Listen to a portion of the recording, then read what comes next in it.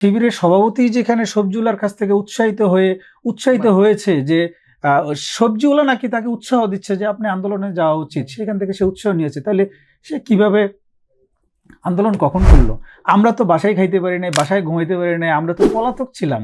আমরা প্রতিদিন সকালে এক এক বাসায় ঘুমাইতাম, সকালবেলা আন্দোলনে যেতাম, রাতের বেলা বাসায় যেখানে জায়গা আশেপাশে কারো পরিচিত লোকজন থাকলে সেখানে যে আমরা রাত্রি যাপন করতাম। পরের দিন আবার দেখা গেছে এরকমও সময় গেছে যে আপনি আমার জুলাই আন্দোলনের ছবি দিলে দেখবেন যে আমি এক শার্ট পরে 3 দিন আন্দোলন করতেছি। এই যে দীর্ঘ যেই 17 বছর ফ্যাসিবাদ বিরোধী যে আন্দোলন, সেই আন্দোলনে বাংলাদেশে একমাত্র ছাত্র সংগঠন বাংলাদেশ জাতীয়তাবাদী ছাত্রদল যারা রাজপথে সরাসরি নেতৃত্ব দিয়েছে। বাংলাদেশে অন্য কোনো ছাত্র সংগঠন বাংলাদেশ জাতীয়তাবাদী ছাত্রদলের মতো সরাসরি রাজপথে থেকে আন্দোলন করেনি। জুলাই মাসের 18 তারিখের পর থেকে আগস্টের 5 তারিখ পর্যন্ত আমরা কোনোদিন বাসায় ঘুমাইতে পারি নাই, একটা নেতাকর্মীও বাসায় ঘুমাইতে পারে নাই। আমি 19 তারিখে খবর পেয়েছি যে আমার নামে 29টা মামলা হয়েছে 19 তারিখে। এই যে যারা এখন শিবিরের বড় বড় নেতা, তাদের একটা ছবি কি আপনারা পেয়েছেন? আপনারা গণমাধ্যমে খোঁজ নিয়ে দেখেন তো একটা ছবি আছে কিনা, কোনো একটা সিঙ্গেল ফটো তাদের আছে, একটা ফুটেজ আছে তাদের। যারা এই বড় বড় কথাগুলো বলে তাদের কোনো ডকুমেন্ট নাই। সাদিক কায়েম কোন সংগঠন করতো? ছাত্রলীগ করতো। ফরহাদ কোন সংগঠন করতো? ছাত্রলীগ করতো। ক্যাম্পাসে ছিল কারা? ছাত্রলীগ।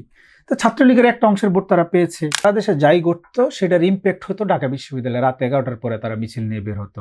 ঢাকা বিশ্ববিদ্যালয়ে 2টা গ্রুপ ছিল, শিক্ষার্থী সংসদ 1, শিক্ষার্থী সংসদ 2। কোনো কিছু হইলেই সেখানে পোস্ট হয়ে যেত যে এটা করেছে। ইউনূস সরকারের সময় ঘটনা ঘটেছে, দোষ দিত সব বিএনপির।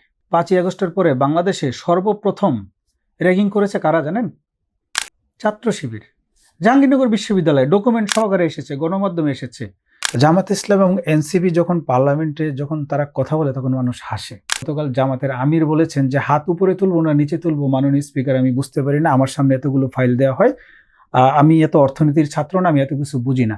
আরে ভাই, আপনি যদি অর্থনীতি না বোঝেন, আপনি যদি রাষ্ট্র কিভাবে চলে সেটা না বোঝেন, তাহলে আপনি প্রাইম মিনিস্টার হওয়ার স্বপ্ন কিভাবে দেখছিলেন? 71-এ জামাতের বিরুদ্ধে হয়েছে, 24-এ আওয়ামী লীগের বিরুদ্ধে হয়েছে, 90-এ জাতীয় পার্টির বিরুদ্ধে হয়েছে।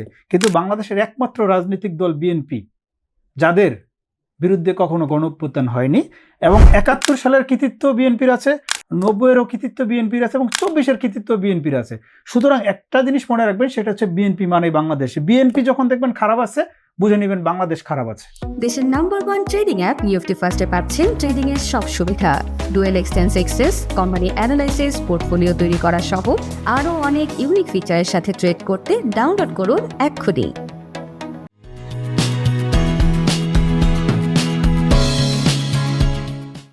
সুপ্রিয় দর্শক, আপনাদের সবাইকে স্বাগত জানাচ্ছি বাণিজ্য প্রতিদিনের বিশেষ আয়োজন আগামীর রাজনীতি অনুষ্ঠানে। আপনারা জানেন আমরা অনুষ্ঠানে আলোচনা করে থাকি রাজনৈতিক বর্তমান অবস্থা এবং আগামীতে আমরা কেমন রাজনীতি দেখতে চাই, একই সাথে সমসাময়িক বিভিন্ন ইস্যু নিয়ে। আজকের অনুষ্ঠানে অতিথি হিসেবে উপস্থিত আছেন বাংলাদেশ জাতীয়তাবাদী ছাত্র দলের কেন্দ্রীয় সংসদের সিনিয়র যুগ্ম সাধারণ সম্পাদক জনাব শ্যামল বালু। আজকের অনুষ্ঠানে আপনাকে স্বাগত জানাচ্ছি। আপনাকেও ধন্যবাদ আমাকে আজকের এই অনুষ্ঠানে কথা বলার সুযোগ করে দেওয়ার জন্য। শ্যামল ভাই, আপনার শুরুতে একটু জানতে চাই যে ধরেন বাংলাদেশ জাতীয়তাবাদী ছাত্রদল, এই যে ছাত্রদলের এখনকার যে সরকার ক্ষমতায়, আসলে ছাত্রদলের অবস্থানটা এখন কি? আসলে একটু ডিটেলস বলতে হবে। সেটা হচ্ছে মানে আমাদের যে আজকের যে পজিশনে আসা, সেটা কিন্তু হঠাৎ করে হয় নাই বা কেউ আমাদেরকে এই জায়গায় মানে পৌঁছে দেয়নি। আমাদের একটা দীর্ঘ জার্নি ছিল এখানে আসার পেছনে।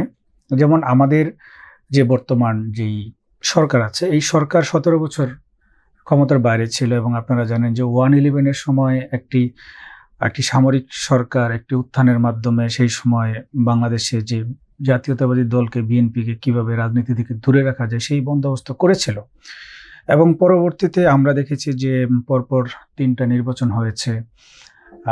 সেই নির্বাচনগুলোতে বিভিন্ন রকম বিচিত্র রকম নির্বাচন হয়েছে বাংলাদেশে। সেই নির্বাচনগুলোর বিষয়ে আসলে বাংলাদেশের মানুষ মোটামুটি সবাই অবগত আছে। তো এই যে দীর্ঘ যেই 17 বছর ফ্যাসিবাদ বিরোধী যে আন্দোলন, সেই আন্দোলনে বাংলাদেশে একমাত্র ছাত্র সংগঠন বাংলাদেশ জাতীয়তাবাদী ছাত্রদল যারা রাজপথে সরাসরি নেতৃত্ব দিয়েছে। বাংলাদেশে অন্য কোনো ছাত্র সংগঠন বাংলাদেশ জাতীয়তাবাদী ছাত্রদলের মতো সরাসরি রাজপথে থেকে আন্দোলন করেনি। আমাদের সংগঠনের গুম খুনের শিকার হয়েছে প্রায় 500-র অধিক নেতাকর্মী বিগত সময়, এবং শুধু জুলাই এবং আগস্ট মাসে যে আন্দোলন হয়েছে সেই আন্দোলনেই আমরা আমাদের সংগঠনের প্রায় 143 জন নেতাকর্মী তাদের জীবন দিয়েছে, কতজন পঙ্গুত্ব বরণ করেছে, কতজন চোখ হারিয়েছে, সেই সংখ্যা অনেক বেশি। তো এখন সবকিছু পেরিয়ে আমরা জুলাই আগস্টের যে আন্দোলন ছিল সেই আন্দোলনে আমরা তো সামনে থেকে নেতৃত্ব দিয়েছি, আপনারা জানেন। যেমন আমি রামপুরা বনশ্রী এলাকায় প্রথম থেকে আমি কাজ করেছি। আমাদের সংগঠনের প্রেসিডেন্ট রাকিব ভাই তিনি যাত্রাবাড়ি এলাকায় কাজ করেছেন। আমার বন্ধু বোন নাসির ছাত্রদলের সাধারণ সম্পাদক, সে এই যে এই পল্টন আমরা যেখানে বসে আছি এই এলাকা পার্টি অফিস শাহবাগ ওই এলাকায় সে কাজ করেছে। তো আমরা মোটামুটি টিম ওয়ার্কের মাধ্যমে, আমার ছোট ভাই সাংগঠনিক সম্পাদক আমানুল্লাহ আমান একটা জায়গায় কাজ করেছে, আফসান ভাই একটা জায়গায় কাজ করেছে। তো মোটামুটি আমরা সাংগঠনিকভাবে আমরা জায়গাগুলো ভাগ করে করে আমরা যে জুলাই আগস্টের যে আন্দোলন ছিল সেই আন্দোলনগুলো আমরা সম্পন্ন করেছি। তারপরে যে বিষয়টা সেটা হচ্ছে জুলাই আগস্টের আন্দোলনের পরে বাংলাদেশে অন্তর্বর্তীকালীন সরকার এসেছে ডক্টর মোহাম্মদ ইউনূসের নেতৃত্বাধীন। সেই সরকারের সময় আমরা দেখেছি যে বাংলাদেশের প্রশাসনকে এবং কিভাবে কক্ষিগত করা হয়েছে, জামাতিকরণ করা হয়েছে এবং বাংলাদেশের প্রত্যেকটি জায়গায় জামাতি এসপি, জামাতি ডিসি ওদেরকে নিয়োগ করা হয়েছে এবং সারাদিন মব হতো। কোনো কিছু হলেই মব, হঠাৎ হঠাৎ হঠাৎ হঠাৎ, মানে আমরা এরকমও সময় আছে যে আমরা এক সপ্তাহ ঘুমাইতে পারিনি। এবং এই মবগুলো শুরু হতো রাত 11টার পরে, রাত 11টা থেকে রাত 3টা পর্যন্ত চলতো। 3টা বাজে তারা আবার মবকারীর আবার বাসায় যেয়ে ঘুমাইতো। ঢাকা বিশ্ববিদ্যালয় ক্যাম্পাসে গত 1.5 বছরে মব হয়নি, এরকম রাতের সংখ্যা খুব কম। সারাদিন কোনো মব নাই, কিন্তু সন্ধ্যার পরে হঠাৎ করে কোনো একটা ঘটনায় ঢাকা বিশ্ববিদ্যালয়ের 10 জন নেমে মিছিল করা শুরু করেছে। বাংলাদেশের অনেক ক্যাম্পাসে এরকম ঘটনা ঘটেছে। তো সুতরাং ওই সময়টাতে আমাদেরকে অনেক বেশি ব্যাক পেতে হয়েছে। ছাত্রদলকে আমাদেরকে এত বেশি ধৈর্যের পরীক্ষা দিতে হয়েছে যা বিগত সময়ে আমাদেরকে কখনো দিতে হয়নি। তো যাই হোক, আল্লাহর রহমতে আমরা সবকিছু মোকাবেলা করেছি। ত্রয়োদশ জাতীয় যে সংসদ নির্বাচন হয়েছে সেই নির্বাচনে আমাদের যে দল বাংলাদেশ জাতীয়তাবাদী দল বিএনপি, আমরা নিরঙ্কুশ বিজয় অর্জন করেছি এবং আমরা এখন বলতে পারেন যে আমরা জনগণের দায়িত্বপ্রাপ্ত যে সরকার, সেই সরকারি যেই রাজনৈতিক দল সেই দলের আমরা ছাত্র সংগঠন হিসাবে আছি। সুতরাং এখন আমাদের দায়িত্ব অনেক বেশি এবং আমরা মনে করি যে বিগত সময়ে আমরা যেরকম ধৈর্য এবং সহিষ্ণুতার রাজনীতি করেছি, আমরা বর্তমান সময় থেকে শুরু করে সামনে আরো বেশি ধৈর্য এবং সহিষ্ণুতার সেই রাজনীতি আমরা করতে চাই, যেটা শিক্ষার্থীরা পছন্দ করে। শিক্ষার্থীরা যে রাজনীতি চায় আমরা সেই রাজনীতি করতে চাই। আসলে এই বরাবরই আমরা শুনে আসছিলাম যে ধরেন এই জুলাই আগস্টের যে আন্দোলন, আপনি যেভাবে বর্ণনা দিলেন যে আপনারা এক একজন নেতা এক এক এলাকায় নেতৃত্ব দিয়েছেন, কিন্তু বরাবরই আমরা শুনতেছি বা ছাত্র শিবির এখানে বড় একটা ভূমিকা রেখেছে। আপনি তো এটার কথা বলেন, আসলে এটা কতটুকু সত্য, কারটা আমরা ধরে নিব যে আপনি বলতেছেন আপনার কথা শিবিরের কথা বলতেছেন, বাস্তবতা কি? বাস্তবতা একটু ইলাবোরেট বলতে হবে। বাস্তবতা হচ্ছে, ধরেন ইসলামী ছাত্র শিবিরের যে সাবেক সভাপতি সম্রাট জাহিদুল ইসলাম, তিনি মাস 6 আগে একটা টকশোতে বলেছেন যে জুলাই আগস্টে যখন আন্দোলন চলে তখন আমি বাজারে গিয়েছি, এক সবজিওয়ালার কাছে আমি প্রশ্ন করেছি, ভাই এত আন্দোলন চলে, এত গুলি চলে, তারপর আপনারা কেন আন্দোলনে যান? সবজিওয়ালা তখন নাকি তাকে বলেছে যে না, এই আন্দোলনে আমাদেরকে যেতে হবে, এই আন্দোলনে জিততে হবে।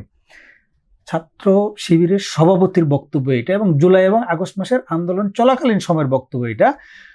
আপনাকে একটা কথা বলি যে জুলাই মাসের 18 তারিখের পর থেকে আগস্টের 5 তারিখ পর্যন্ত আমরা কোনোদিন বাসায় ঘুমাইতে পারিনি। আমরা ছাত্রদলের কেন্দ্রীয় সংসদের, আমরা সুপার 5-এর যারা নেতৃবৃন্দ ছিলাম এবং আমাদের কেন্দ্রীয় সংসদ এবং আমাদের মহানগর কেন্দ্রিক বা বিভিন্ন ইউনিটের ভালো ভালো ইউনিটের নেতৃবৃন্দ, একটা নেতাকর্মীও বাসায় ঘুমাইতে পারে নাই। আমি 19 তারিখে খবর পেয়েছি যে আমার নামে 29টা মামলা হয়েছে 19 তারিখে। তাহলে এরপরে কতগুলো মামলা হয়েছে? আমরা এরকম চ্যালেঞ্জের ভিতরে ছিলাম। তো এখন যারা এখন এই কথাগুলো বলতেছে যে আমরা এই কাজগুলো করেছি, তাদেরকে আমি প্রশ্ন রেখে গেলাম যে এই যে যারা এখন শিবিরের বড় বড় নেতা, তাদের একটা ছবি কি আপনারা পেয়েছেন? আপনারা গণমাধ্যমে খোঁজ নিয়ে দেখেন তো একটা ছবি আছে কিনা, কোনো একটা সিঙ্গেল ফটো তাদের আছে, একটা ফুটেজ আছে তাদের। যারা এই বড় বড় কথাগুলো বলে তাদের কোনো ডকুমেন্ট নাই, তারা আওয়াজ দিচ্ছে। তাদের কোনো ডকুমেন্ট যদি থাকতো সেটা তারা ঘরে ঘরে যে প্রচার করতো। তাদের কোনো ডকুমেন্টই নাই এবং আমরা কিন্তু বারবার তাদেরকে চ্যালেঞ্জ করেছি, বারবার শতবার চ্যালেঞ্জ করেছি যে ভাই আপনাদের আন্দোলনের কন্ট্রিবিউশনগুলো, ফুটেজগুলো দেখান, ঢাকা বিশ্ববিদ্যালয়ের আন্দোলনের আপনাদের ফুটেজগুলো দেখান। নাই, কিছুই নাই, ফাঁকা বলি। এখন এটাকে আমরা কিভাবে আপনি যেটা বলছিলেন যে যাত্রাবাড়ি এলাকায় আপনাদের বর্তমান সভাপতিরা কিংবা এই এলাকার নেতৃত্বে ছিলেন, আবার যেটা স্বরাষ্ট্রমন্ত্রীর সাথে একজন পুলিশের এসপি যে সময় বলতেছিল যে একটা গুলি করলে একটা মরে বাকিগুলো সামনে দৌড়ে যায়, এই লোকগুলো নাকি ছিল শিবিরের। তো এটা শিবির আসলে- এটা বলতে পারে, এটা তাদের বলার স্ট্র্যাটেজি, কিন্তু শিবিরের সভাপতি যেখানে সবজিওয়ালার কাছ থেকে উৎসাহিত হয়েছে যে সবজিওয়ালা নাকি তাকে উৎসাহ দিচ্ছে যে আপনি আন্দোলনে যাওয়া উচিত, সেখান থেকে সে উৎসাহ নিয়েছে, তাহলে সে কিভাবে আন্দোলন কখন করলো? আমরা তো বাসায় খাইতে পারি নাই, বাসায় ঘুমাইতে পারি নাই, আমরা তো পলাতক ছিলাম। আমরা প্রতিদিন সকালে এক এক দিন এক এক বাসায় ঘুমাইতাম, সকালবেলা আন্দোলনে যেতাম, রাতের বেলা বাসায় যেখানে জায়গা আশেপাশে কারো পরিচিত লোকজন থাকলে সেখানে যে আমরা রাত্রি যাপন করতাম। পরের দিন আবার দেখা গেছে এরকমও সময় গেছে যে আপনি আমার জুলাই আন্দোলনের ছবি দিলে দেখবেন যে আমি এক শার্ট পরে 3 দিন আন্দোলন করতেছি। এই যে আপনার হাসনাতের একটা জার্সি ভাইরাল হয়েছে, সেও তো এরকম আন্দোলনে ছিল, তার এক জার্সি পরে এসে অনেক প্রোগ্রাম করেছে এবং এটা পরে এসে গণভবনেও গেছে। আমরা যারা আন্দোলন করেছি আমাদের তো ড্রেস চেঞ্জ করার সুযোগই ছিল না, সে তো বাসায় বাজার করতে গেছে সবজি রান্না করার জন্য। তাহলে তার অবস্থানটা আপনি চিন্তা করেন। আর এখানে এই যে আপনার ছাত্র শিবিরের যারা এই বিভিন্ন ছাত্র সংসদ নির্বাচনে যারা করেছে, তাদের তো কোনো জুলাই আন্দোলনে একটা ছবি নেই, তাদের একটা ফুটেজ নাই, একটা আন্দোলনে নাই। এই দাবিগুলো তারা কিভাবে করে আচ্ছা, আমার কাছে অ্যাবসার্ড মনে হয়। এটা বলছেন যে আসলে যদি তাদের কোনো অবদানই না থাকে তাহলে ছাত্র সংসদগুলোতে যে নিরঙ্কুশ বিজয়, হ্যাঁ, এই বিজয়টা আসলে এটার পিছনে এইটার পিছনে একটা বড়, এইটা একটু ডিটেলস বলতে হবে। সেটা হচ্ছে, ধরেন আমরা তো গত 17 বছর সবগুলো ক্যাম্পাসে আমাদের সাংগঠনিক স্ট্রাকচার ছিল, কিন্তু আমাদের কাজ করার পরিবেশ ছিল না। এখন ধরেন যে ডেমোক্রেসির যে সিস্টেম, ভোটাভুটির সিস্টেমে ব্যক্তিগত কানেকশনে ম্যাক্সিমাম ভোট আসে। এখন আমি একটা প্রশ্ন করি, সেটা হচ্ছে যে সাদিক কায়েম কোন সংগঠন করতো? ছাত্রলীগ করতো। ফরহাদ কোন সংগঠন করতো? ছাত্রলীগ করতো। ক্যাম্পাসে ছিল কারা? ছাত্রলীগ। তো ছাত্রলীগের একটা অংশের ভোট তারা পেয়েছে। সাধারণ শিক্ষার্থীর যেই অংশটা বলা হয় তাদের সাথে তো তাদের একটা কানেকশন ছিল। আমরা তো ক্যাম্পাসগুলোতে রাজনীতি করার সুযোগ পাইনি, তো সেই জায়গা থেকে তারা একটা অ্যাডভান্টেজ নিয়েছে। আরেকটা বিষয় ছিল, ওই সময়টাতে আপনার বাংলাদেশে এই যে আমি বললাম যে মব হতো সকাল বিকাল রাত, ম্যাক্সিমাম সময় রাতের বেলা মব হতো। তো সারা দেশে যাই ঘটতো সেটার ইম্প্যাক্ট হতো ঢাকা বিশ্ববিদ্যালয়ে। রাত 11টার পরে তারা মিছিল নিয়ে বের হতো। ঢাকা বিশ্ববিদ্যালয়ে 2টা গ্রুপ ছিল, শিক্ষার্থী সংসদ 1, শিক্ষার্থী সংসদ 2। কোনো কিছু হইলেই সেখানে পোস্ট হয়ে যেত যে এটা করেছে। ইউনূস সরকারের সময় ঘটনা ঘটেছে, দোষ দিত সব বিএনপির, ছাত্রদলের সব দোষ দিত, আমাদের অঙ্গ এবং সহযোগী সংগঠনের সব দোষগুলো। এত বেশি মিথ্যা প্রপাগান্ডা ওই সময় আমাদের বিরুদ্ধে ছড়ানো হয়েছে, বাংলাদেশে পৃথিবীর ইতিহাসে কোনো রাজনৈতিক দল কিংবা কোনো ছাত্র সংগঠনের বিরুদ্ধে এত বেশি মিথ্যা প্রপাগান্ডা মনে হয় ইতিপূর্বে কখনোই ছড়ানো হয়নি। তাদের সবচেয়ে বড় নেরেটিভ ছিল যে ছাত্রলীগ এবং ছাত্রদল হচ্ছে মুদ্রার এপিটুপিট, এটা ছিল তাদের নেরেটিভ। কিন্তু তারা বারবার এই 5 তারিখের ছাত্র সংসদগুলোর নির্বাচনে এই ন্যারেটিভগুলো তারা বারবার প্রচার করেছে প্রত্যেকটা জায়গায়। কিন্তু আপনারা যে 5 তারিখের পরে এই যে ত্রয়োদশ জাতীয় সংসদ নির্বাচনের পরে আপনারা যেটা দেখবেন সেটা হচ্ছে বাংলাদেশে জাতীয়তাবাদী ছাত্রদল কিন্তু আমরা কোনো ক্যাম্পাসে আমরা কোনো হল দখল করিনি, কোনো ক্যাম্পাস দখল করিনি, কোনো জায়গায় আধিপত্য বিস্তারের চেষ্টা করিনি। একটা নিউজও কিন্তু হয় নাই গণমাধ্যমে। আপনি তো সাংবাদিক, আপনি অনুসন্ধানী সাংবাদিক, আপনি খোঁজ নিয়ে দেখেন বাংলাদেশের কোনো ক্যাম্পাসে একটা বিশৃঙ্খলা হয়েছে কিনা? না, নট এ সিঙ্গেল ইভেন্ট। আমরা কোথাও এগুলো করিই না, আমরা প্র্যাকটিস থেকে বেরিয়ে আসছি। গণরুম কালচার, গেস্ট রুম কালচার, আপনার র্যাগিং করা, এই কালচারগুলো থেকে আমরা সম্পূর্ণ বের হয়ে আসছি। তো ছাত্র সংসদগুলোর নির্বাচনে তারা কিন্তু এই যে আমাদের বিরুদ্ধে নেগেটিভ যেই ন্যারেটিভগুলো মার্কেটে দিয়েছিল সেটার একটা অ্যাডভান্টেজ কিন্তু তারা নিয়েছে। এবং এখন যদি আবার বাংলাদেশের কোনো ছাত্র সংগঠন নির্বাচন হবে সামনে, দেখবেন যে সেখানে আমরা ভালো করছি। কারণ কি জানেন? কারণ হচ্ছে যে শিক্ষার্থীরা কিন্তু এখন দেখছে যে যেই প্রপাগান্ডাগুলো আমাদের বিরুদ্ধে ছড়ানো হয়েছিল সেই প্রপাগান্ডাগুলো অসত্য ছিল। আমরা এই ধরনের কোনো কাজের সাথে জড়িতই না। ছাত্রদল সবসময় শিক্ষার্থীদের কল্যাণে কাজ করে। এই যে আপনি যেটা বলছিলেন যে আসলে গণরুম গেস্ট রুম কালচার, এটা তো বাংলাদেশের ইতিহাসে শিক্ষার্থীদের বরাবরই জিনিসটা থাকে। 1 থেকে 5 আমরা যদি ওই সময় এত বেশি ছিলাম না, বাট শুনেছি যে ওই সময় ছাত্র দলের এই নেতৃত্ব এরকম হইতো। এবং এই পরবর্তী যে 15 বছর সেটা আমরা তো স্বচক্ষেই দেখেছি যে গণরুম গেস্ট রুম কালচার একটা ছিল। সরকারি দল হিসেবে ধরেন ছাত্র সংগঠন হিসেবে তো আপনারা এখন নিঃসন্দেহে যেটা বলছিলেন যে আগামীতে নির্বাচন হলে এখন আপনারা কাজ করার একটা সুযোগ পেয়েছেন, আপনাদের নিয়ন্ত্রণে হয়তো একসময় ক্যাম্পাস চলে যাবে। আপনারা কি আসলে ওই কালচার নতুন করে আবার এস্টাবলিশ করবেন কিনা? দেখুন, আমরা বাংলাদেশের ছাত্র রাজনীতিতে আর কখনোই গণরুম culture, guest room culture, ragging culture এগুলো কখনোই বাংলাদেশে আর ফিরতে দিব না। এবং এইটা যদি কেউ ফিরিয়ে নিয়ে আসতে চায় আমরা তাদেরকে প্রতিহত করব। একটা জিনিস বলে রাখি, 5 তারিখের পরে 5ই আগস্টের পরে বাংলাদেশে সর্বপ্রথম র্যাগিং করেছে কারা জানেন? ছাত্র শিবির। জাহাঙ্গীরনগর বিশ্ববিদ্যালয়ে ডকুমেন্ট সহকারে এসেছে, গণমাধ্যমে এসেছে। 5ই আগস্টের পরে বাংলাদেশে সর্বপ্রথম এই যে ছাত্রলীগের কাছ থেকে যেই জিনিসগুলো তারা শিখে রেখেছে সেই জিনিসগুলো কিন্তু তারা অ্যাপ্লাই করার চেষ্টা করেছে, আমরা প্রতিহত করেছি। এবং আমরা বলেছি যে না, বাংলাদেশে গণরুম কালচার, গেস্টরুম কালচার এবং হল দখল, সিট দখল এগুলো চলবে না। শিক্ষার্থীরা শিক্ষা শিক্ষা প্রতিষ্ঠানের যে পরিবেশ সেটা বজায় রাখতে হবে যে কোনো মূল্যে, এবং আমরা বদ্ধপরিকর। আমরা কাউকে এই জায়গায় ছাড় দিব না যে আবার ছাত্রলীগের মতো যেই কালচারগুলো থেকে আমরা বেরিয়ে আসছি, এই কালচারগুলো যদি কেউ আবার পুনঃপ্রতিষ্ঠিত করতে চায়, বাংলাদেশ জাতীয়তাবাদী ছাত্রদল আমরা সবার আগে তাদেরকে ডিফেন্ড করব। এবার একটু সলভে আসে আপনাদের ছাত্র সংগঠন নিয়ে। আসলে একটা বরাবরই একটা প্রচলিত আছে যে আপনাদের এক সময় কমিটি একটা হলে পরের কমিটি যে কবে হবে সেটার আসলে কোনো ইয়ে নেই। অনেক কমিটি বছরের পর বছর মেয়াদ শেষ হয়ে গেছে, এখন সেই কমিটি নেই। তৃণমূল সংগঠন নিয়ে কি আসলে আপনাদের ভাবনাটা কি? আচ্ছা, এটা একটা খুবই গুরুত্বপূর্ণ প্রশ্ন করেছেন আমাদের সংগঠনের। এই বিষয়টা আপনি যে প্রশ্নটা করেছেন এটা কিন্তু সত্যি, এটা আমাকে স্বীকার করতেই হবে। কিন্তু কি কারণে সত্যি সেটা আমি যদি একটু ইলাবোরেট বলি, সেটা হচ্ছে আপনার বিগত যে সময়টা ছিল ফেসিবাদ বিরোধী সময়, কিরকম একটা খারাপ সময় ছিল আপনারা জানেন। আমাদের তো ঠিক মতো মানে সাংগঠনিক কার্যক্রম করার পরিবেশটাই ছিল না। আমি 2020 সালে আমাদের যে ছাত্রদলের টিম হয়েছিল, প্রথম বরিশাল, তারপরে সিলেট, তারপরে চিটাং, এই কয়েকটা জায়গায় আমি সাংগঠনিক নেতা হিসেবে সেখানে গিয়েছিলাম এবং সবগুলো জায়গায় সাংগঠনিক স্ট্রাকচার দিয়ে এসেছি। কিন্তু ওই সময় আমরা কোনো উপজেলায় আমরা সমাবেশ করতে গেলে আমাদের অনেক প্রতিবন্ধকতা ফেস করতে হয়েছে। কত জায়গায় হামলা হয়েছে, কত জায়গায় আমাদের রাস্তায় যাওয়ার পথে, আমাদের চলতি পথে আমাদের গাড়ি বহরে হামলা হয়েছে, অনেক এরকম অসংখ্য ঘটনা। তো যার কারণে দেখা গেল যে আমরা একটা জেলা কমিটি করবো, ওই সময় জেলার প্রেসিডেন্ট জেলে চলে গেছে। এখন একটা নেতাকে কিন্তু জেলে রেখে আমরা কমিটি পুনর্গঠন করতে পারি না। একটা কলেজে কমিটি করবো, ওই কলেজের 5 জনকে পিডি হসপিটালে পাঠিয়ে দিয়েছে। তো ওই রকম একটা খারাপ সময় আমরা পার করেছি, যে ওই সময়টাতে যে আমরা আমাদের সাংগঠনিক স্ট্রাকচারগুলো পুনর্গঠন করব, আমরা পর্যাপ্ত স্পেস পাইনি। কিন্তু আপনার এই 5ই আগস্টের পরে আপনি একটা জিনিস বলে রাখি, সেটা হচ্ছে সারা দেশে আমরা সাংগঠনিক পুনর্গঠনের উদ্যোগ নিয়েছি এবং ইতিমধ্যে আমরা সারা দেশে 2500 শিক্ষা প্রতিষ্ঠানে আমার ছাত্রদলের সাংগঠনিক টিম পাঠিয়েছি। প্রত্যেকটা শিক্ষা প্রতিষ্ঠানে তারা শিক্ষার্থীদের সাথে উন্মুক্ত জায়গায় তারা কথা বলেছে, তাদের মত বিনিময় করেছে এবং সদস্য সংগ্রহ ফর্ম ছেড়েছে, এবং তার ভিত্তিতে 2500 কমিটি অলরেডি আমরা প্রকাশ করে ফেলেছি।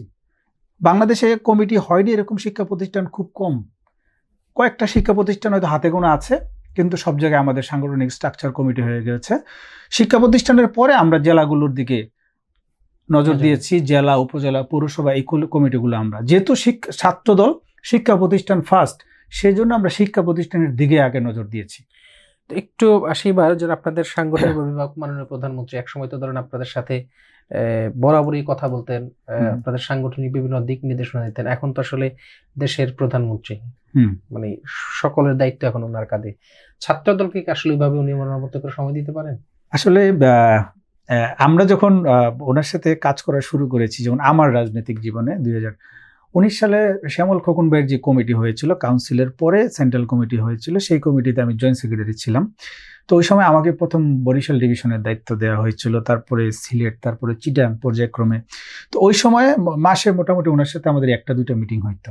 আমি নিজেই সেই মিটিংয়ে থাকতাম, যেহেতু টিমের মিটিংগুলো হতো। ওই সময় উপজেলা কমিটিগুলো হয়েছে, পৌরসভা কমিটিগুলো সব হয়েছে ওই সময়। তো ওই সময় উনি আমাদেরকে প্রচুর সময় দিতে পারতেন, কারণ ওনার হাতে ওই সময় ছিল। আর হচ্ছে যে উনি আরেকটা জিনিস হচ্ছে যে উনি সবসময় কিন্তু ছাত্রদলকে সবার চেয়ে আলাদা করে দেখেন। আমাদেরকে উনি এত বেশি ভালোবাসেন, যেটা আপনাকে আমি বলে ভাষায় প্রকাশ করতে পারবো না, এত বেশি ভালোবাসেন আমাদেরকে। তো আমরা অনেক সময় অনেক কিছু বলি, কিন্তু আমাদের ভুলগুলো উনি সবসময় ক্ষমা সুন্দর দৃষ্টিতেই দেখেন। 29শে ডিসেম্বর উনি যখন পার্টি অফিসে এসেছিলেন, উনি কিন্তু যুবদলের সাথে 10 মিনিট কথা বলেছেন, কিন্তু আমাদের সাথে সেই দিনই উনি 35 মিনিটের উপরে সময় দিয়েছেন আমাদের সাথে বসে। তারপর হচ্ছে যে এর পরবর্তীতে নির্বাচন হলো, সবকিছু হলো। প্রাইম মিনিস্টার হওয়ার পরে তিনি নয়াপল্টনে যেদিন পার্টি অফিসে আসলেন, সেদিনও কিন্তু শুধু আমাদেরকেই উনি একটু সময় দিয়েছিলেন। হ্যাঁ, তো যাই হোক, ওনার উপর এখন রাষ্ট্রের গুরু দায়িত্ব, আমাদের এটা বুঝতে হবে, আমাদের মেনে নিতে হবে। কিন্তু আমরা কিন্তু এখন ওনার সাথে কানেক্টেড, এবং সাংগঠনিক বিষয়ে যখন আসে তখন আমরা কথা বলি। আমাদের এই যে সংগঠনের প্রেসিডেন্ট সেক্রেটারি 2 দিন আগেও কিন্তু ওনার সাথে দেখা করে এসেছেন। তো বা আমি যেটা মনে করি যে সেটা হচ্ছে যে হয়তো আগের মতো সময় দিতে পারবেন না, কিন্তু তিনি আমাদের খোঁজখবর রাখছেন কন্টিনিউয়াস, এবং আমরা যে কোনো প্রয়োজনে ওনাকে পাই। তো আমরা আসলে এই যে মাঝখানে এর আগে যে ছাত্র সংগঠন আপনাদের স্ট্রাকচার নিয়ে কথা বলেছিলাম, এখন আসলে আপনাদের কেন্দ্রীয় কমিটি, যে কমিটিতে আপনি সিনিয়র সেক্রেটারি আছেন, সেই কমিটির মেয়াদ কিন্তু ইতিমধ্যে শেষ হচ্ছে। এই কমিটির আসলে এই সামনে কোন ধরনের কবে নাগাদ এই কমিটি হতে পারে, বা হলে আপনি কি আসলে এই ছাত্র সংগঠন সাথে? আচ্ছা, এখানে একটা বিষয় হচ্ছে যে ধরেন আমাদের সংগঠনের যে বিষয়টা, আমাদের সংগঠনটা তো অনেক বড় একটা সংগঠন। এই বিষয়ে সিদ্ধান্ত নিতে গেলে পার্টিকে একটা ব্রিদিং স্পেস লাগে, সেই স্পেসের ভিতরেই পার্টি কমিটিটা সংগঠন করে। এবং জনাব আমাদের সাংগঠনিক অভিভাবক জনাব তারেক রহমান, তিনি যখন এই বিষয়ে সিদ্ধান্ত নেন, তিনি সবার সাথেই মোটামুটি কথা বলেন, কথা বলেই কিন্তু তিনি একটা সিদ্ধান্ত নেন। আমাদের যে বর্তমান কমিটি, এটা 2024 সালের 1 মার্চ হয়েছিল, এবং এই যে মার্চের 1 তারিখে এই কমিটির 2 বছর পূর্ণ হয়েছে, এবং আমাদের কমিটির মেয়াদ থাকে 2 বছর। সাংগঠনিক নিয়ম অনুযায়ী কিন্তু 2 বছরে পর একটা কমিটি হয়, সে অনুযায়ী তো এখন নতুন একটা কমিটি হওয়ার কথা, এবং পার্টি ইন্টারনালি খোঁজখবর নিচ্ছে সবার বিষয়ে, এবং যে কোনো সময় হয়তো একটা সিদ্ধান্ত হবে, এরকম একটা স্টেজে আছে আর কি। আমরা আশা করছি যে পার্টি তার অ্যাপ্রোপ্রিয়েট যে সময়টা সেটাকেই পার্টি প্রিফার করে, সেই অনুযায়ী সিদ্ধান্তটা আসবে। আমি এবার জাতীয় জাতীয় রাজনীতি নিয়ে একটু কথা বলতে চাই। সেটা হলো ধরেন আপনারা আসলে ছাত্র সংগঠন করলেও জাতীয় পর্যায়ে রাজনীতি করেন, সংখ্যাগরিষ্ঠতার ভিত্তিতে আসলে অনেক বেশি সিট নিয়ে আপনারা সরকার গঠন করেছেন। সরকার গঠন করার পরে এই জুলাই আন্দোলনের একটা বড় স্পিড ছিল যে আসলে সংস্কার ইন্টিরিয়াম গভর্নমেন্ট সেটা শুরু করেছেন। অনেকগুলো ইতিমধ্যে সংসদ আইন আকারে পাশ হয়েছে, আবার কিছু জিনিস নিয়ে এখন বিতর্ক চলছে। এই যে সার্বিক অবস্থা সংস্কার নিয়ে বা জুলাই আন্দোলনে যারা আপনিও নেতৃত্ব দিয়েছেন, যেটা বললেন, কোনো কারণে যদি কোনো জুলাই আন্দোলন কেন্দ্রে প্রশ্ন হয় বা প্রশ্ন ওঠে, বিচারের ইস্যু আসে, সেক্ষেত্রে তো আপনারও ধরা খাবেন। এই ক্ষেত্রে আসলে এই যে জুলাই সনদ দিয়ে বিভিন্ন ধরনের কথাবার্তা, সেটা অবস্থানটা কি আপনাদের ছাত্র দলের? আচ্ছা দেখেন, আমি এটা তো জাতীয় বিষয়, আমি আমার পার্সোনাল অবস্থানটা বলতে পারি। সেটা হচ্ছে ধরেন, প্রথমত বাংলাদেশের যে বর্তমান পার্লামেন্ট আছে, সেই পার্লামেন্টে সরকারি দল এবং বিরোধী দল, 2টা দল আছে। তো সরকারি দলে বাংলাদেশ জাতীয়তাবাদী দল বিএনপি আছে, এবং বিরোধী দলে আছে জামাত ইসলাম এবং এনসিপি, এবং এর বাইরে স্বতন্ত্র কয়েকজন আছে। তো আপনি যদি আমাকে প্রশ্ন করেন যে পার্লামেন্টের বিষয়ে আপনার অভিমত ব্যক্তি কি, আমি খুবই ডিসঅ্যাপয়েন্টেড।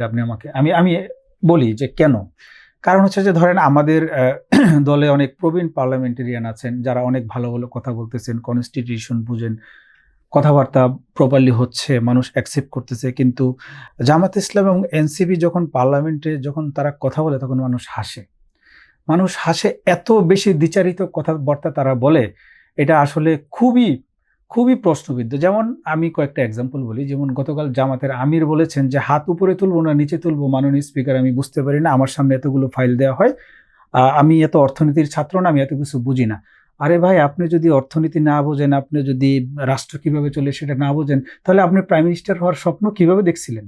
আপনার দল যদি জিততো, তাহলে তো আপনি বাংলাদেশকে জাহান্নাম বানাই ফেলতেন। আপনি তো কিছুই বুঝতেছেন না, নাম্বার 1। নাম্বার 2, তিনি বলতেছেন যে সন্ত্রাস দমন আইন যেটা পাশ হলো, যে আইনের ভিত্তিতে জামাত ইসলাম নিষিদ্ধ হয়েছিল, যে আইনের ভিত্তিতে আওয়ামী লীগ নিষিদ্ধ হয়েছে, এবং এই আওয়ামী লীগ নিষিদ্ধ করার আন্দোলনটা কিন্তু করেছিল জামাত ইসলাম এবং এনসিপি।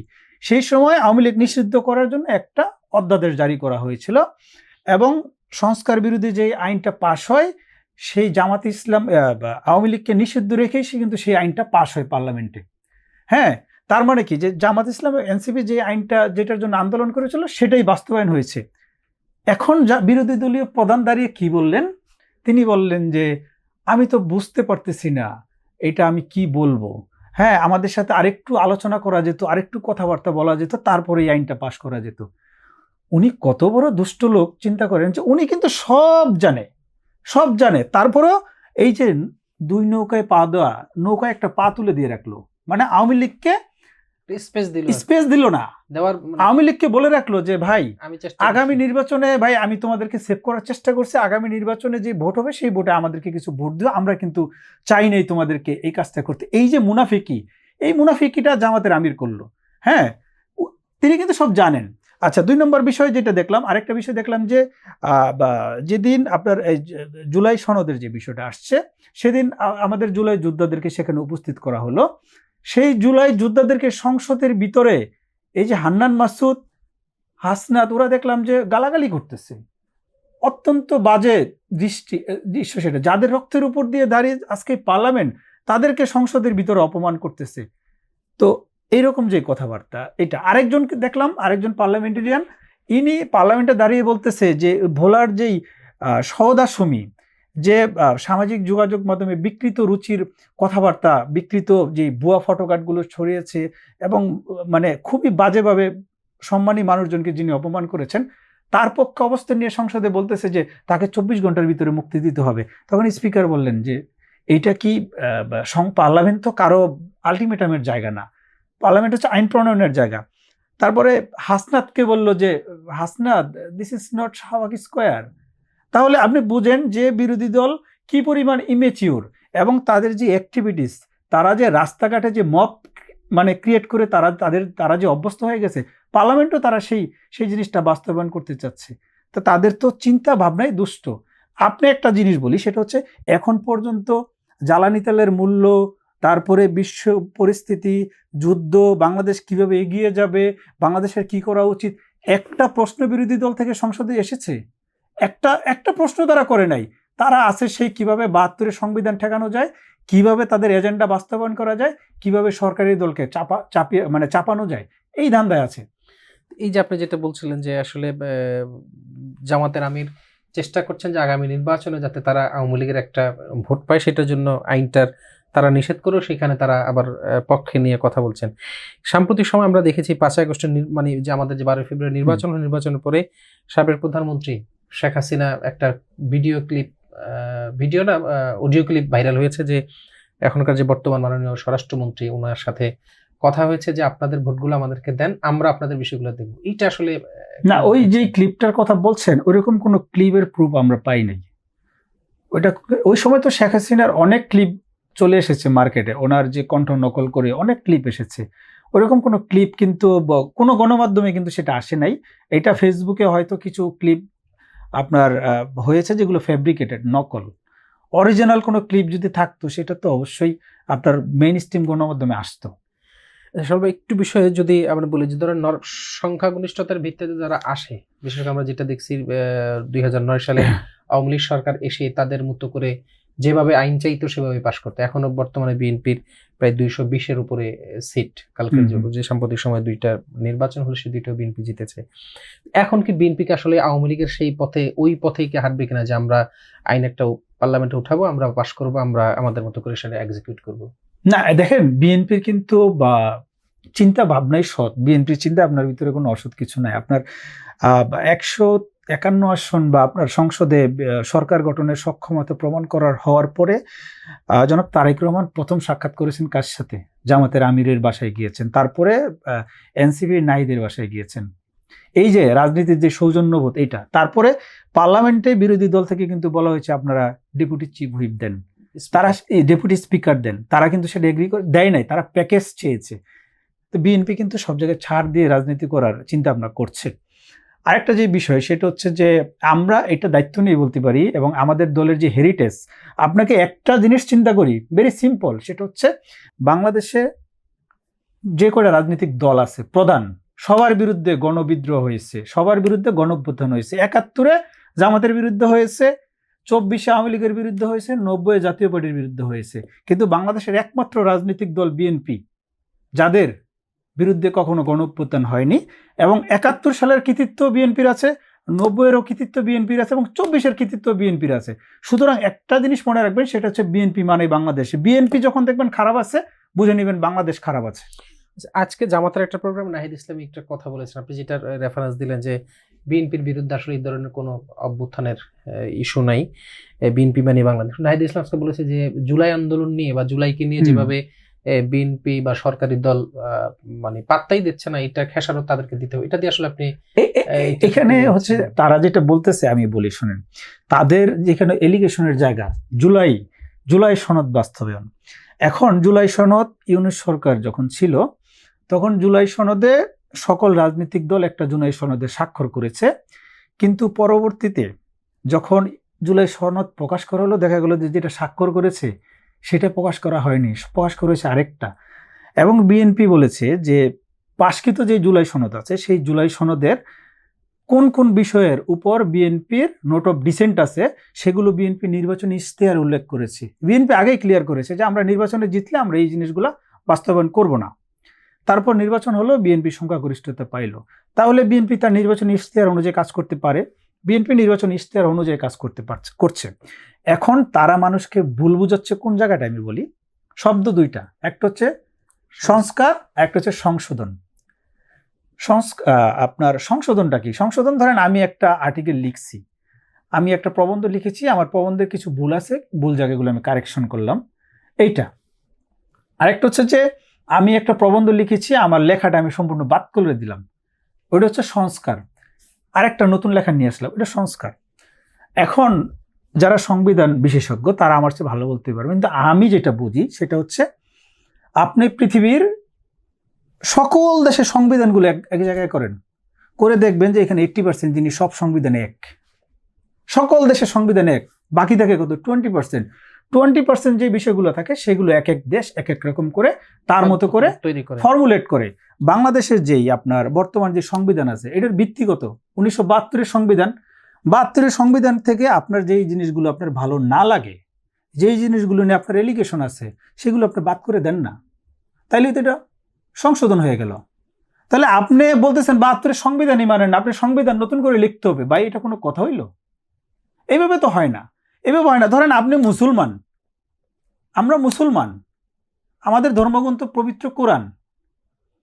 এখন একদল আইসা যদি বলে যে কোরআন বাদ করে আবার নতুন করে লিখতে হবে, এটা হবে? এটা তো হয় না। আপনার যেটা ক্যাপিটাল সেটা তো আপনার ঠিক রাখতে হবে। 72-এর সংবিধানে আপনার যেই জায়গাগুলোতে আপনার রেলিগেশন আছে আপনি সেই জায়গাগুলো চেঞ্জ করেন, কিন্তু আপনি সব কিছু একেবারে ছুঁড়ে ফেলে দিবেন, ওই রকম পরিবেশ তো ক্রিয়েট হয়নি। তারা এইটা করে কি করতে চাচ্ছে জানেন? তারা একটা আন্দোলনের গ্রাউন্ড তৈরি করতে চাচ্ছে। তারা বিএনপির কোনো ভুল পাচ্ছে না, কোনো দোষ পাচ্ছে না। একটা যে রাজপথে নামবে, আন্দোলন করবে, তার জন্য একটা গ্রাউন্ড লাগে, সেই রকম কোনো গ্রাউন্ড তারা পাচ্ছে না। এখন গ্রাউন্ড যেহেতু পাচ্ছে না সেহেতু তারা এই যে সংশোধন সংস্কার এই শব্দটার ভিতরে একটা পেঁচ লাগায়া মানুষের মনে একটা দ্বিধা তৈরি করছে এবং তারা একটা গ্রাউন্ড তৈরি করার চেষ্টা করছে। আলটিমেটলি কিন্তু মানুষ কিন্তু এগুলো বুঝে এবং মানুষ কিন্তু অলরেডি তাদেরকে প্রত্যাখ্যান করা শুরু করেছে। শ্যামল ভাই, আমরা আসলে আমি যে সময় থেকে মানে কিছু বুঝতে শিখেছি ওই সময় থেকে আসলে শুনেছিলাম বিএনপির 94-এর নির্বাচনের একটা যে মাগুরা নির্বাচন নিয়ে একটা বিতর্কিত নির্বাচন ছিল এবং ওইটাই হলো বিএনপির পতনের ওই সময়ের একটা বড় অন্যতম কারণ ছিল। তো এই যে সাম্প্রতিক সময় 9 এপ্রিল যে দুইটা নির্বাচন হলো, একটা হলো বগুড়া আর একটা হলো শেরপুর, দুইটা নির্বাচন নিয়ে এখন বিশাল অভিযোগ চলছে এরকম যে মাগুরার যে নির্বাচন ছিল এইটার সেম ফটোকপি নির্বাচন, এবং এইটার ইয়াতে কিন্তু ইতিমধ্যে জামাত ইসলাম আন্দোলন শুরু করেছে। আসলে আপনি কি মনে করেন যে এরকম কিছু? আপনারা সকাল থেকে নাকি ভোট কেন্দ্র দখল করেছেন, সিল মেরেছেন নিজেদের মতো করে, এটা কি আপনার সংখ্যাগরিষ্ঠ সংসদ তারা হওয়ার কারণে এই দাবিগুলো তারা করতেছে? কিন্তু এটা সপক্ষে কোনো ডকুমেন্ট তারা এখনো দিতে পারে নাই। যদি কোনো ডকুমেন্ট থাকতো যে সকাল থেকে ভোট মারছে, সকাল থেকে কারচুপি হয়েছে, তাহলে তারা দিত। এখানে আমি বলি শেরপুরের যে নির্বাচন, ওইখানে যে নির্বাচনে জয়ী হয়েছে রুবেল ভাই, আমি ওনার ওই শ্রীবর্দ দিয়ে ওইখানে গিয়েছিলাম। ওইখানে ওনার এত বেশি জনপ্রিয়, এটা আপনার ভাষায় প্রকাশ করার মতো না, এত বেশি উনি ওইখানে জনপ্রিয়। এবং যে কোনো নির্বাচনে ওনাদের পরিবার পারিবারিকভাবে ওনারা এখানে এস্টাবলিশড এবং ওই এলাকার মানুষ ওনার পরিবারকে অনেক বেশি পছন্দ করে। আরেকটা বিষয় হচ্ছে যে বগুড়ার যে নির্বাচন, সেই বগুড়া নির্বাচনে তো অলরেডি বিএনপি জিতছে। জিতা আসনে আবার কেন বিএনপির কারচুপি করতে হবে? তো এখন নির্বাচনের এই যে কারচুপির যে বিষয়গুলো তারা নিয়ে আসতেছে অবান্তর বিষয়। আপনার হচ্ছে যে তাদের মতো করে তো বললে হবে না। আমরা শেষ দিকে চলে আসছি একটু। বর্তমানে যে সংকট, আসলে এই সরকার দায়িত্ব নেওয়ার পরে অনেকগুলো কাজে হাত দিয়েছে। একই সাথে আমরা আসলে কিছু যে সংকটটা দেখছি, সবচেয়ে বড় সংকট হলো মধ্যপ্রাচ্যের যুদ্ধের কারণে জ্বালানি সংকট। বাংলাদেশে আসলে যে দায়িত্বে আছেন মাননীয় মন্ত্রী বরাবরই বলছেন যে আমাদের তেলের কোনো সংকট নেই। পেট্রোল পাম্পগুলো দিয়ে আসলে মাইলের পর মাইল সিরিয়াল, বাস্তবতাটা কি আসলে? বাস্তবতাটা হচ্ছে কি জানেন, বাস্তবতাটা হচ্ছে যে প্যানিক বাইং যে শব্দটা এসেছে, এটা মানুষ মনে করতেছে তেল থাকবে না, তেল শেষ হয়ে যাবে। ধরেন আপনি প্রতিদিন 1 কেজি করে চাল কিনেন, এখন আপনি বুঝতেছেন যে দেশে একটা যুদ্ধ লাগবে বা একটা ক্রাইসিস তৈরি হবে, তখন আপনি একসাথে 30 কেজি চাল কিনছেন, তাহলে মার্কেটে সংকট হবে না? হবে। এখন অনেক ভিডিও আমরা দেখেছি, ফুটেজ দেখেছি যে মোটরসাইকেলের তেল 5 কেজি 500 টাকার তেল নিচ্ছে, তেল চুয়ে পড়ে যাচ্ছে টাঙ্কির বাইরে, মানে ভরা টাঙ্কিতে আবার তেল ভরতে গেছে। এই জিনিসগুলো কিন্তু ক্ষতি করছে। এবং সরকারের যে ডাটাবেস, আপনি ডাটাবেসটা নিয়ে গত 1 মাসের স্টাডি করেন, দেখবেন যে গত 1 বছরে প্রতি মাসে গড়ে যে পরিমাণ তেল দিয়েছে, যুদ্ধ শুরু হওয়ার পরে তার ডাবল দিয়েছে। মানে হিসাব করছে যে প্রতি মাসে আপনার কত দিয়েছে, ধরেন 10 লিটার লাগতো, 20 লিটার করে দিচ্ছে। তারপরও তারপরও ক্রাইসিসটা হচ্ছে এটা কৃত্রিম ক্রাইসিস। এখন মানুষ প্যানিক বাইং করতেছে। এইটা শুধু 2টা জায়গায় হচ্ছে, একটা হচ্ছে অকটেন এবং পেট্রোলে যে মোটরসাইকেল আর প্রাইভেট কারগুলো চলে, মাইক্রোবাসগুলো চলে, সেখানে আপনার এই প্যানিক বাইংটা হচ্ছে। আর ডিজেলের কিন্তু কোনো ক্রাইসিস নেই বাংলাদেশে, ডিজেলে সব গাড়ি চলতেছে। এবং আরেকটা বিষয় হচ্ছে যে বাংলাদেশে কিন্তু আপনি বেরোয় দেখেন রাস্তায় ট্রাফিক জ্যাম আছে এখনো, অফিসের যেদিন ডিউটি আছে সেদিন। অনেক দেশে তো আপনার 8 থেকে 10টা দেশে তো আপনার গাড়ি চলাচল বন্ধ হয়ে গেছে। আপনার পাকিস্তানে সব গাড়ি বন্ধ হয়ে গেছে, শুধু পাবলিক ট্রান্সপোর্টেশন চালু রেখেছে। কিউবায় হয়েছে, ফিলিপাইনে হয়েছে, মিডল ইস্ট, আপনার এই ইউরোপের অনেক দেশে ক্রাইসিস ক্রিয়েট হয়েছে। আমেরিকার মতো জায়গায় তেলের দাম হু হু করে বাড়তেছে। আপনার সরকার প্রতিদিন 167 কোটি টাকা করে ভর্তুকি দিচ্ছে, 150 টাকা করে তেল কিনতেছে এবং তেল বিক্রি করতেছে 120 টাকা, 121 টাকা। তো সরকার তো জিনিসটাকে ভালোভাবে কাভার আপ করেছে। এবং আরেকটা জিনিস হচ্ছে যে আমি আজকে যে এখানে আসার আগে একটা নিউজ দেখেছি, সেটা হচ্ছে যে আমাদের বছরে যে পরিমাণ তেল, মানে মাসে যে পরিমাণ তেল লাগে, সেটার ডাটাবেস অনুযায়ী আমাদের অকটেন এবং পেট্রোল এইটা এই মাস এবং আগামী মাসের মজুদ মোটামুটি কনফার্ম হয়ে গেছে। কারণ সরকার একদিনে সব মার্কেটে ছেড়ে দিলে তো মার্কেট আউট হয়ে যাবে। সরকারের কথা হচ্ছে যে এটা মার্কেটে এভাবে ছাড়তে হবে। এখন আমি প্রতিদিন অন্যান্য সময়ে, স্বাভাবিক সময়ে আমি প্রতিদিন 1000 লিটার দিতাম, এখন 2000 লিটার দিচ্ছি।